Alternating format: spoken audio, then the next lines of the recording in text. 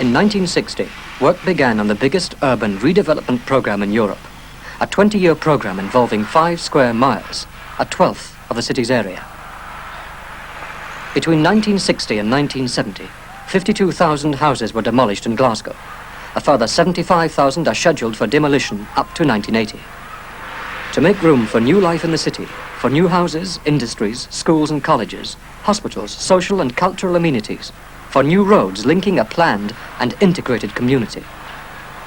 Noise, dust, confusion, the sometimes painful transformation of familiar landmarks. This is Charing Cross. But Glasgow's future is planned out in the heads of planners, stage by stage modelled in balsa and plastic, presented to the public and their representatives, argued and approved. Construction work in the Kingston Bridge began in the spring of 1967.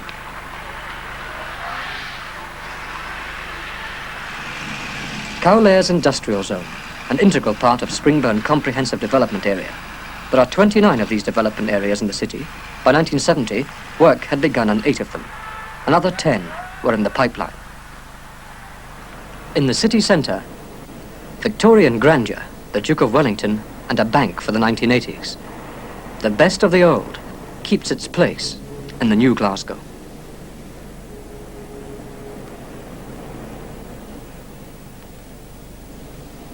Glasgow's overspill means that in 1980, the population of the city will be 800,000 people. They will have good houses and a revitalised environment that will free them from the cramped conditions of the past. Sir Basil Spencer's high-rise flats in Hutchinson Town, Gorbals, the first of the comprehensive development areas. Before redevelopment, population density was 460 people per acre. Now is 150 people per acre, living with light, space, a sense of freedom. Medium-rise housing at Pollock Shields. The redeployment of land formerly occupied by villas means that more people can live in the district and also enjoy a greater openness of vista.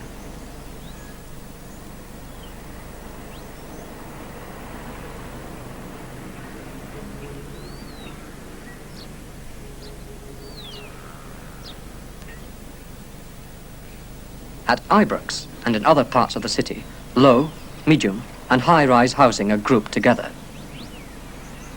Trees are an important feature of environmental planning. In 1969 alone, 33,000 new trees were planted in Glasgow. Between 1960 and 1970, 40,000 new houses were built in Glasgow, either by the corporation or privately. A further 23,000 will be built by 1980. Comfort inside the home, a spacious environment, room to move and clean air to breathe. The goal for Housing 1980.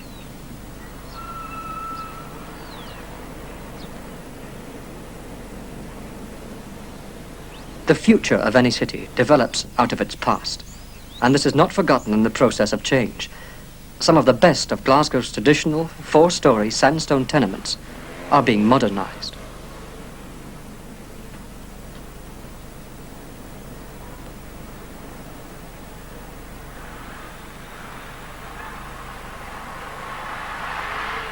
But as Glasgow prepares for the 21st century, the pattern of life changes. Tenement life, with its jilly pieces and wee shops, is disappearing. In its place, shopping precincts, located with new housing and new roads in mind. Shopping precincts themselves traffic-free, but provided with parking areas so that cars can serve and not confound the housewife and her family. The supermarket, modern abundance matching modern prosperity.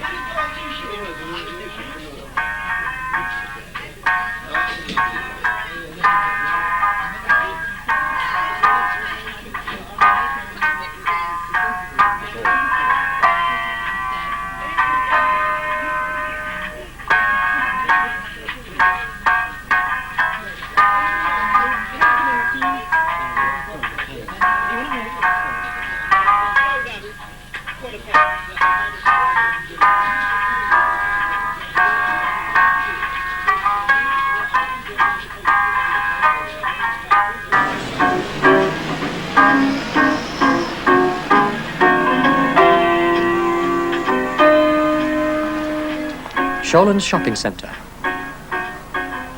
The shopping arcade at Gorbals. Shopping 1980 is convenience, safety, supplying the needs of material and physical excellence.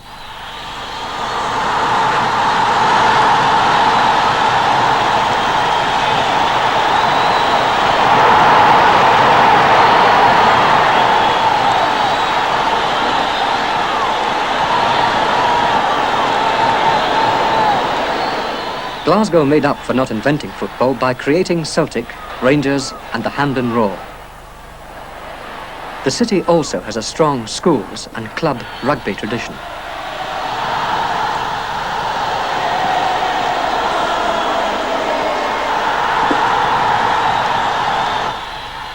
And men and women with the leisure and energy to play sport, as well as just watch it.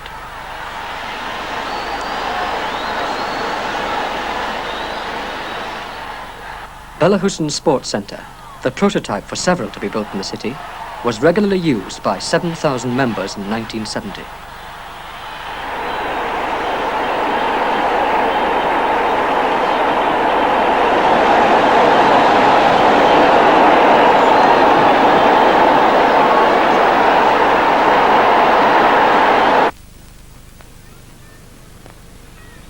Scotland's other national game, golf, at Hagg's Castle.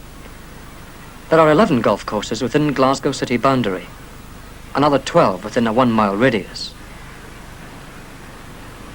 For getting away from the crowds and just walking about among trees and flowers and greenery, Glasgow offers a selection of 62 parks and recreation areas. The Botanic Gardens at the city's west end. A network of walkways linking the parks, extending their freedom, is planned for 1980. And the first sections were opened to the public in 1970.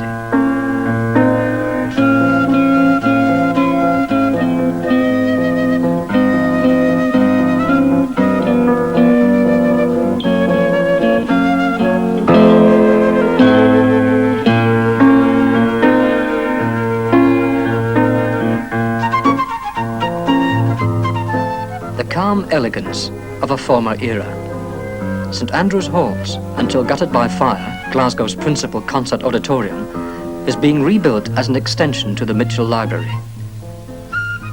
In line with the city's general policy of maintaining a balance between old and new, its splendid facade will be preserved. An entirely new cultural centre, including a major concert hall and civic theatre, will provide a focus for the artistic life of Glasgow 1980.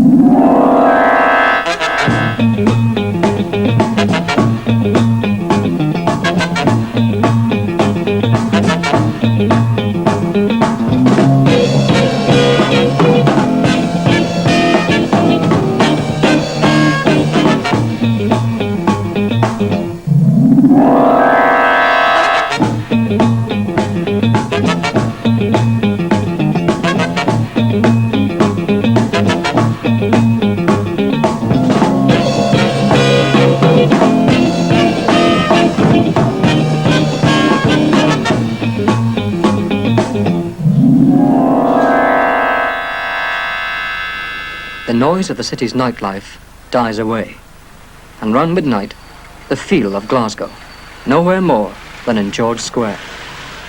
A statue of James Watt stands at one corner of the square.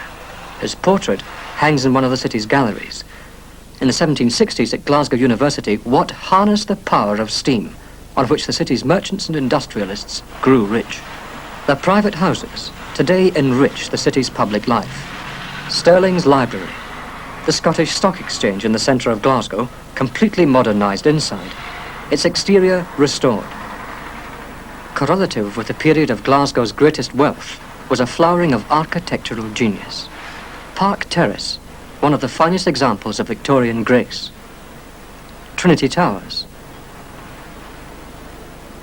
The Glasgow School of Art, Charles Rennie Mackintosh's masterpiece.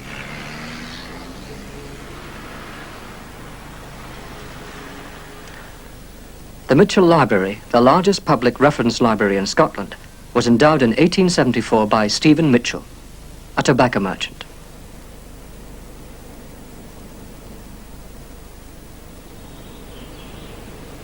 Pollock House, designed by William Adam, was gifted to the city in 1967. Glasgow's patron saint, St Mungo, and Glasgow University. Part of the Burrell collection, one of the most important collections of paintings and art objects in the United Kingdom, is on display at Kelvin Grove Museum and Art Galleries. A new gallery to house the entire collection is planned for the grounds of Pollock House, and a competition will be held to find the best design. Kelvin Grove Museum itself epitomizes Glasgow's Victorian opulence. At the city's Transport Museum, monuments of engineering magnificence. A railway locomotive built at Springburn in the boom years of steam and empire. And at Kelvin Grove, a Clyde-built steamship engine.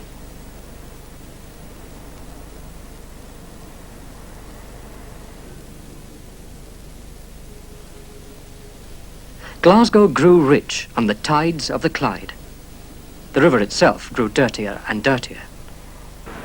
Strict controls and cleaning up measures are now exercised by the Clyde River Purification Board.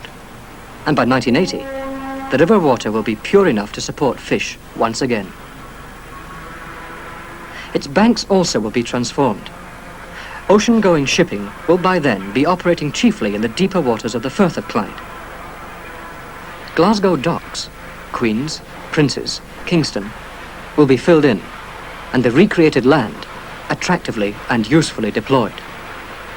The grim lines of warehouses and waterfront factories will be demolished, and walkways constructed, so that for the first time in 100 years, the people of Glasgow will have the visual and amenity benefits of the river freely accessible. Time and the river. The river changes, and the next generation grows. The newly built Sick Children's Hospital and the Queen Mother Maternity Hospital. The latest medical techniques are available for the newest citizens and their mothers. And the doctors of 1980, studying at Glasgow University's world-famous medical school, gain practical experience.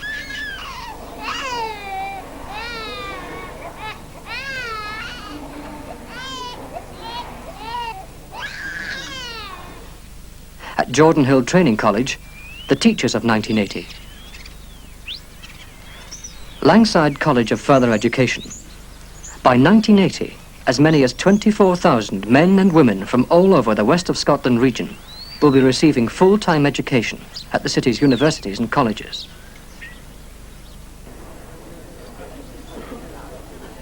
Part of a rapidly developing educational precinct near the city centre, Glasgow College of Building, and the young men whose skills will build the new houses and roads, offices and factories, hospitals, colleges and schools for their children, for the next generation.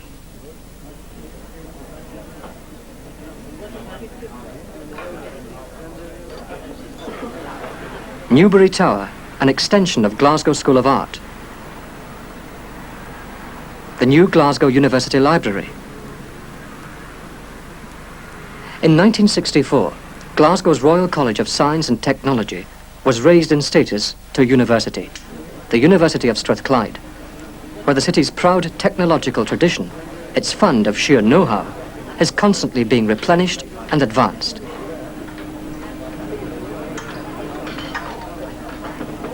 The new Glasgow, with its industrial estates and with the industrial and commercial zones of its development areas, gives its people space to work as well as space to live. greater physical and mental freedom, and understanding of what they do. Industrial Glasgow 1980 will not be oil, sweat, and back-breaking labour.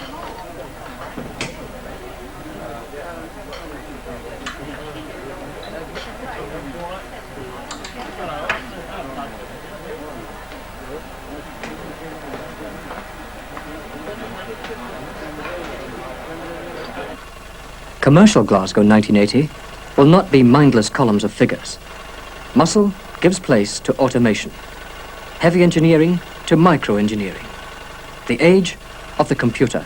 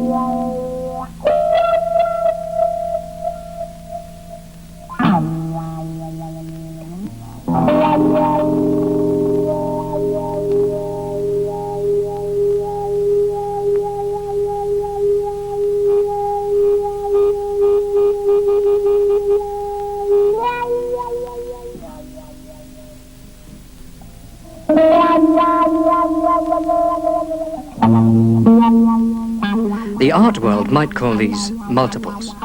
The world of industry knows them as Glasgow-made jet engine components, accurate to within a millionth of an inch.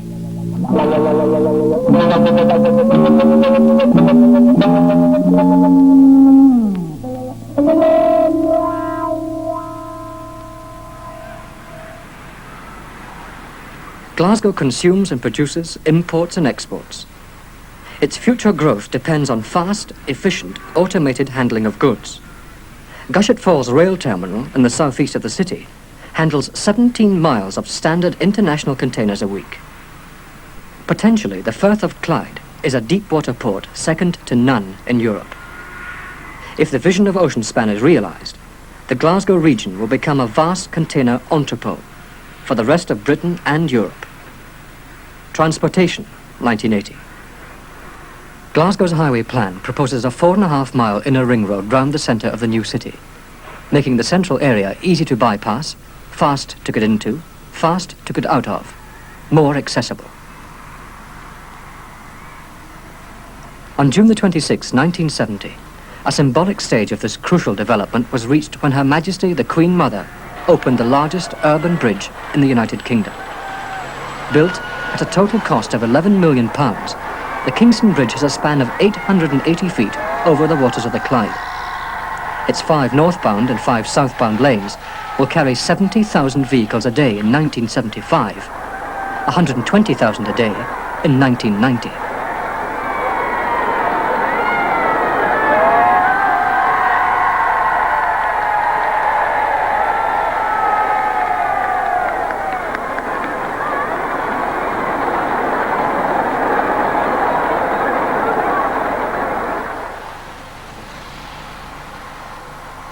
The northern approaches to the Kingston Bridge bisect Anderston Comprehensive Development Area.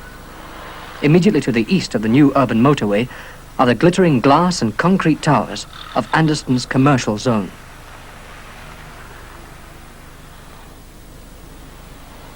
West of the motorway, along the Clydeside Expressway, are situated Anderston's main housing and industrial zones. The commercial complex will incorporate a multiple-level system for a pedestrianised shopping area. People and shops on top, parking and services below.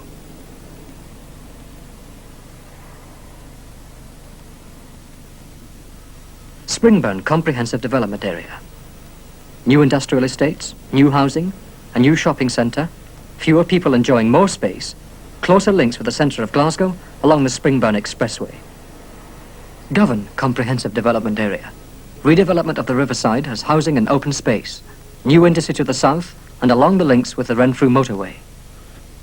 Comprehensive development also for Woodside, Pollokshaws, Townhead, Cowcaddens, Rayston, Lauriston, Partick, Bridgeton and other areas.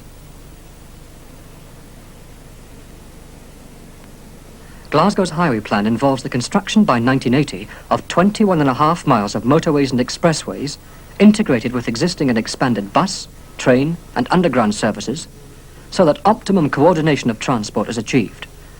Faster, freer links with the Glasgow region and beyond, rationalisation and unification of the city's districts. In the city centre, as elsewhere, the segregation of pedestrians and traffic will mean less noise, fumes, anxiety, a more bustling, thriving commerce, a happier, healthier people. If roads are the bones of the new Glasgow, the flesh is the areas of development and redevelopment. Change on the scale that Glasgow has undertaken inevitably brings with it disruption, dislocation. But the aim is clear, a reorganised and better city. The greater leisure opportunities of Glasgow 1980 are illustrated by the network of walkways which will by then be in existence. The Kelvin Walkway will link up with the Highland Way, taking the hiker on a continuous nature trail to Loch Lomond and points north. The overall plan for the new Glasgow, on which the light blue spots represent proposed shopping and community centres, transforms the heart of the city into clean air, uncongested commercial and housing areas, locates industry with people in mind, and with the communications network, makes the city freer and more rational in terms of space, more compact and efficient in terms of time. Above all, it is the communications network which makes clear what direction Glasgow is taking for 1980. Links with the world. From Glasgow Airport, only 15 minutes by car from the city centre, to London, Paris, Amsterdam. Links with the region. 100,000 people come into Glasgow every day to work. Glasgow 1980 is west of Scotland 1980.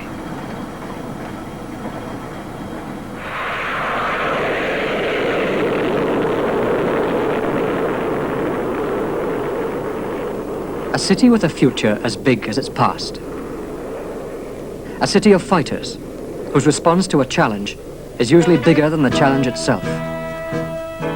A city whose energy has perhaps too much in the recent past been frustrated and corrupted into violence by apparently insurmountable social problems.